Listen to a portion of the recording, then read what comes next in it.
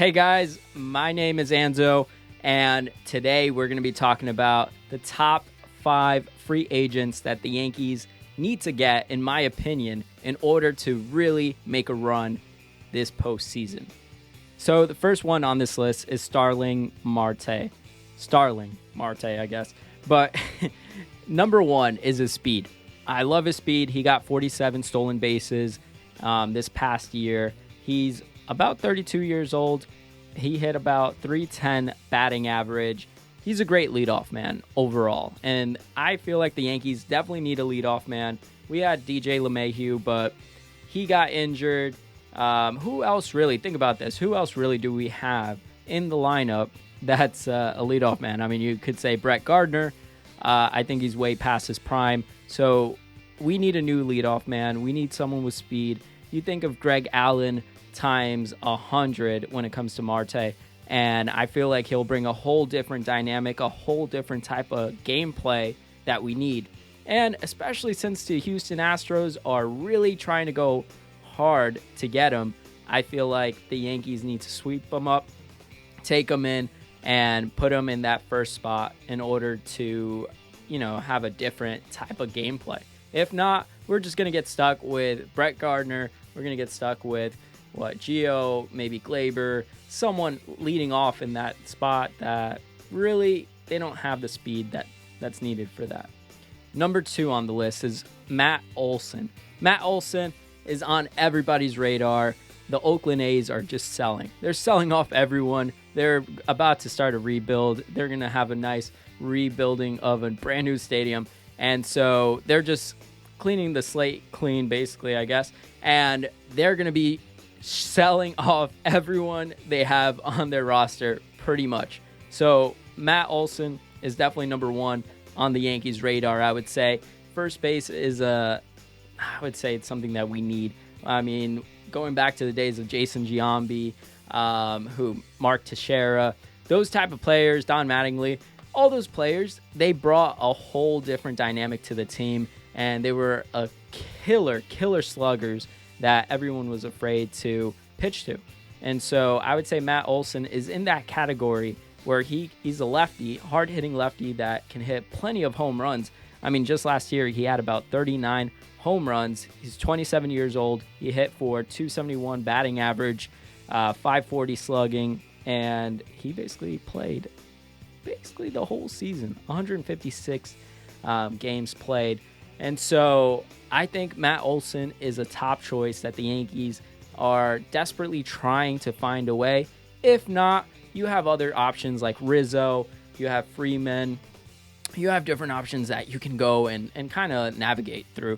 But the top one, I would say, is Matt Olson. So hopefully the Yankees get Matt Olson, because from there, you're going to have a solid first baseman that can actually pick it, give you good defense, and actually hit the ball outside of the yard, and it isn't aging. And we'll also have him for several years under control and for cheap. And so hopefully the Oakland A's aren't asking too much, but from reports I've seen, they're asking for everything in order to get this guy. So hopefully the Yankees can get him. Hopefully there can be a deal, whether it's trading Glaber, whether it's trading Urshela or Voit or whatever the case is. But we need a good, solid first baseman, and there's none in the market that is as young as Olson. Third on the list is a bullpen arm. I know that this past season was horrible, at least for Chapman. And I feel like we need to give Chapman some competition. We need to change things up in the bullpen. And I would say Rafael Iglesias is a great option. The Angels dropped him, and I think it's a really, really good option. And I was looking up his numbers right here, and he basically has a 3-pitch arsenal. He has a fastball, a slider, a changeup. Most of the time, he just pitches the fastball 50% of the time about, and he has a 2.7 ERA last year, which is really decent. He went 7-5, 34 saves. That's about 4 more saves than Chapman, and he's going to be 32. So he's getting up there in age, but he's a good bullpen arm to have, along with Green, along with Chapman and whoever else that we have, Ridings in the bullpen. So I would say Rafael Iglesias, we can get him on a short-term contract, maybe give him some money. I think that would be a solid, decent acquire. So next on the list, we're going to have Max Scherzer. So Max, he is a hungry man. I would say that guy, he's like a Garrett Cole. He's like whoever else you can think of that's very competitive. Verlander, we missed out on Verlander, so I feel like Mad Max would be a perfect addition. And it all depends on him. I feel like he's the one that really, really doesn't get swayed too much by money, but more of the location. And that's what we saw when it came to the trade deadline, as the Yankees were trying to get him, but he wanted to go to a winning team. And so who knows if the Yankees make the right moves, they propose to him a certain type of team that they have in mind, and he comes to the Bronx. So let's see some of his stats. He went 2.46 ERA. He's 36 years old. He went 15-4, 30 games pitched, and on average throughout the years, he's pitched consistently anywhere between 180 to 200 innings pitched. And that's a really solid number. You're talking about a number 2 pitcher right next to Garrett Cole, and on most teams, a number 1 pitcher. And so since we couldn't get Verlander, I feel like this guy would fit perfectly and give you that great Cole, Scherzer, and whoever else you want to fit in there, whoever else is healthy enough next year. So Severino could be the third, but Max Scherzer would definitely be a solid number 2. Also, you have to keep in mind, he has postseason experience. And at the end of the day, postseason experience is huge because the Yankees are always going to be in the postseason. Usually, I mean, they're consistently always in the postseason. So you need someone with experience. You need someone that's been out there. And with the Dodgers last year, or this past season, he did pretty well. Not too bad. I mean, his postseason career-wise is 7-6 with a 3.22 ERA. Pretty solid. Nothing too crazy. But he has the experience. And I feel like Max would be a perfect addition to the Yankees. And yes, to top it off, number 5, Carlos Correa. Carlos Correa, I would say a lot of people in the Yankee fan base would say yes, no, maybe. I mean, it depends. But if he can get us to win, if he can bring that villain type of energy that A-Rod brought back in the day, I would say sign him up. And even though he's going to be asking for a lot of money, I feel like the risk is worth it. At the end of the day, Carlos Correa hit 26 home runs this past season. He had a 279 batting average. He's about 27 years old, and he had a solid amount of games played this past season. 148 games played, 92 RBIs. He's hungry. He's the villain. He's the new A-Rod at the end of the day. He's someone that's going to go out there, give you that attitude. Same thing like Cole, same thing like Scherzer. And he's going to go out there, and you're going to have to force him out of the game. You're going to have to see all the showboating and all that stuff. At the end of the day, he just wants to win. And so if you put this cheating scandal aside, which is really hard, even for me, I would say if you want to win, you got to get a villain.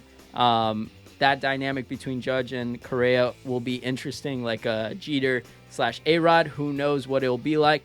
But at the end of the day, I would say just sign Carlos Correa. He's a difference maker. And I feel like once Houston, let's say Houston doesn't even get him, sign him, or anything like that, whatever team he goes to, he's going to be a leader.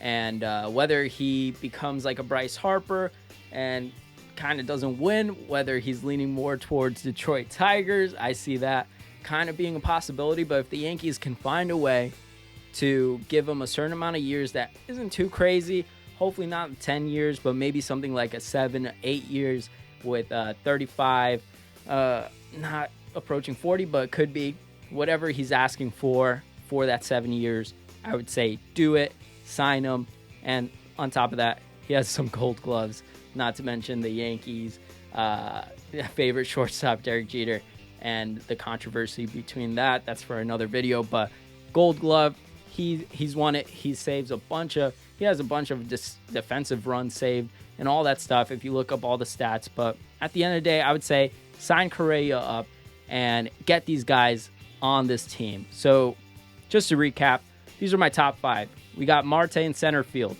Olson at first base, Rafael Iglesias as a setup man, possibly a closer if you trade Chapman or you keep Chapman in. Max Scherzer as a number 2 pitcher, and Carlos Correa as the Yankees' new shortstop.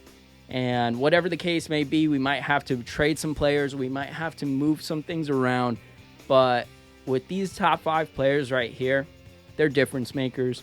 And even if the Yankees get at least half of these players, I think they will have a better shot than they did this past season. So with that, guys, thank you for watching, and stay tuned for more videos having to do with the Yankees, and later on some more MLB content. And again, my name is Anzo. Hopefully you enjoyed this video, and I'll see you guys soon. Oh yeah, not to mention too, Carlos Correa, he has a huge amount of postseason experience that is much, much, much needed when it comes to this team. You saw how Gleyber kind of fell apart going to short. You need someone that can handle the pressure, that has been through some huge scandals. And so I would say, again, making the comparison, Correa's the new A-Rod. He's been through it all. He's been through the criticism. He can handle New York, and he'll do a great job doing it. And so, guys, also don't forget to like and subscribe. Make sure to follow, and stay tuned. And I'll see you guys soon. This is Anzo. I'll see you guys next time.